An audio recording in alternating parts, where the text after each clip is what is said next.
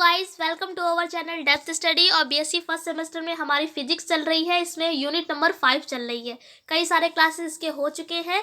आज का जो टॉपिक है वो होगा हमारा principle of conservation of linear momentum. यानी अब यहाँ पर आपको सिद्धांत बताना है रेखीय संवेग संरक्षण का। ठीक है, तो रेखीय संवेग यानी लीनियर मोमेंटम क्या होता है इसके बारे में हम पहले ही बता चुके हैं 2 क्लासों में, तो आप वो जाकर वीडियो देख लीजिए। एक फॉर्मूला बताते हैं, P बराबर होता है mv। ठीक है, तो यही क्या है हमारा लीनियर मोमेंटम होता है। क्या होता है? P बराबर mv। यही क्या होता है? Linear momentum. कई सारा बता चुके हैं काफ़ी कुछ, तो वो पिछली वाली वीडियोस जाकर देख लीजिएगा। प्लेलिस्ट अलग से बनी हुई है। इसी तरीके से आपको बता देते हैं, अगर आप चैनल पर नए हैं तो केमिस्ट्री पूरी हमने कंप्लीट करा दी है बीएससी फर्स्ट सेमेस्टर की। तो अगर आप देखना चाहें तो देख सकते हैं, अलग से प्लेलिस्ट बनी हुई है। और टेलीग्राम पर जाकर डेप्थ स्टडी सर्च कर लीजिए, ज्वाइन कर लीजिए, क्योंकि ये सारी जो पीडीएफ्स है और जो नोट्स हैं उनको शेयर कर दिया जाता है वहाँ पर। कंप्लीट केमिस्ट्री की पूरी जो बुक है, या आप कह सकते हैं पूरे जो नोट्स है वो वहाँ पर शेयर कर दिए गए हैं। अगर आप नोट्स नहीं बनाए हैं, वहाँ पर जाकर आप देखेंगे तो पूरा जो कंप्लीट नोट्स हैं आप चाहे तो निकलवा भी सकते हैं और आप आराम से अपनी प्रिपरेशन कर सकते हैं। फिलहाल इस क्लास में इस टॉपिक को हम सॉल्व करते हैं।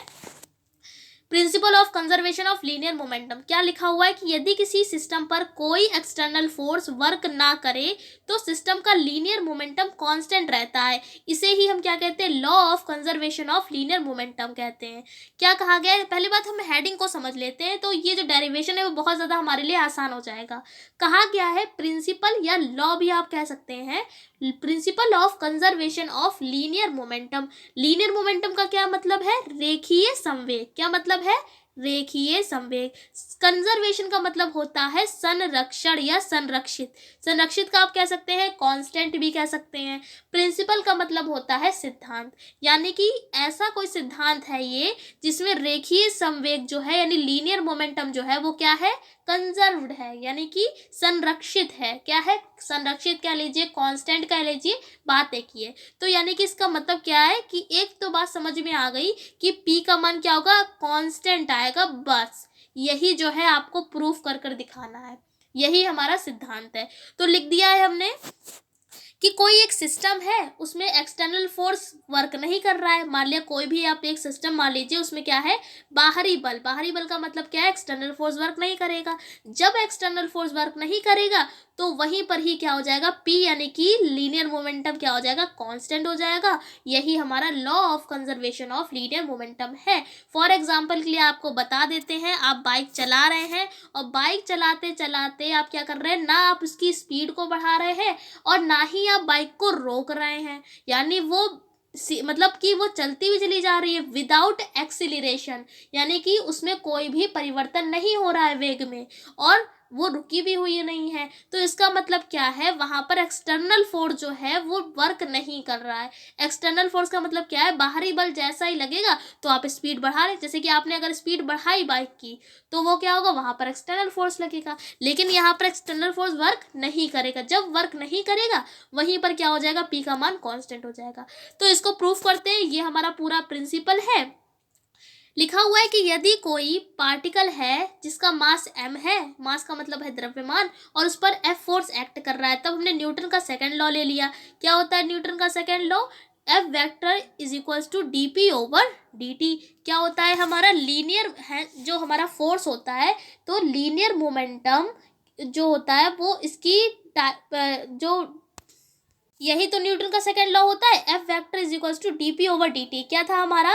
कि the rate of change of linear momentum is equals to force. क्या होता है? फिर से बताते हैं, द रेट ऑफ, फिर क्या है? ये डेल्टा लगा लीजिए, d बात एक ही है, तो हमारा क्या है? The rate of change of linear momentum is equal to force. यही सेकंड लॉ भी होता है न्यूटन का। अब यहाँ पर क्या क्या डिफरेंशिएशन होता है, तो यहाँ पर P को हमने हटा के नॉर्मली क्या कर दिया है?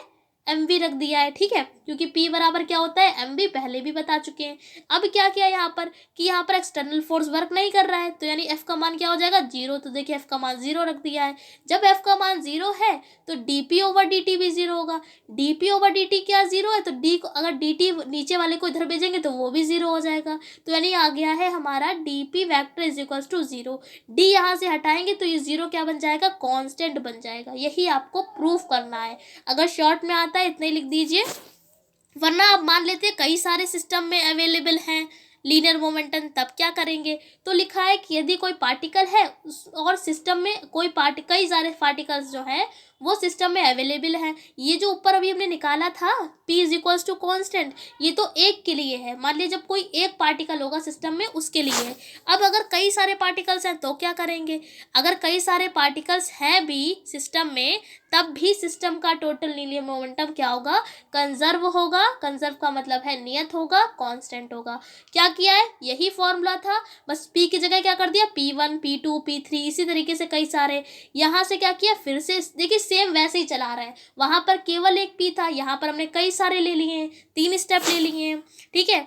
तो यहाँ पर F0 होगा तो P1 प्लस P2 ये सारा क्या निकल आएगा? कांस्टेंट निकल आएगा। अब मान लिया अगर हम 2 स्टेप ले लेते, फिलहाल तो यहीं तक आपका प्रूवमेंट हो गया है, लेकिन अगर इसकी सहायता से आपको न्यूटन का लॉ प्रूफ करना हो तो भी हम आपको आगे और स्टेप सॉल्व कर कर दिखा रहे हैं कि यहाँ के 2 स्टेप ले लिए हैं कि P1 plus P2 is equals to 0, ठीक है। यहीं के 2 स्टेप लिए हुए हैं, फिर आप ये ना सोचें ये कहाँ से आ गया।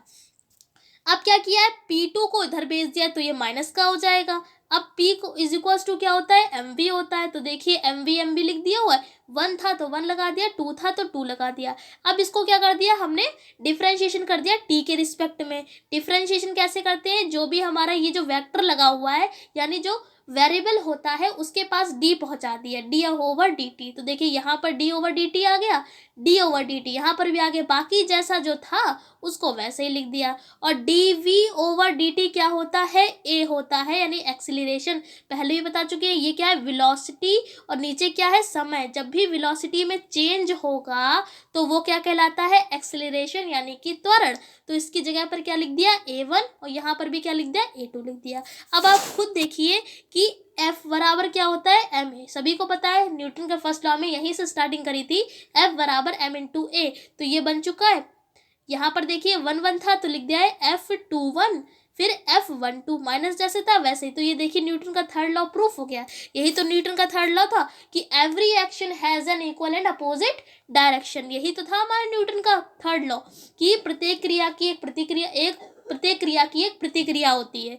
तो यहाँ पर 1 था तो 2 1 क्यों लगाया है और 1 2 क्या लगाया है, ये भी समझ लीजिए कि ये पहले के द्वारा दूसरे पर लगाया गया बल है और ये दूसरे के द्वारा पहले पर लगाया गया बल है। तो इस तरीके से आपको समझ लेना है। तो यही तीसरा नियम भी है हमारा न्यूटन का, पूरा प्रूफ करा दिया है।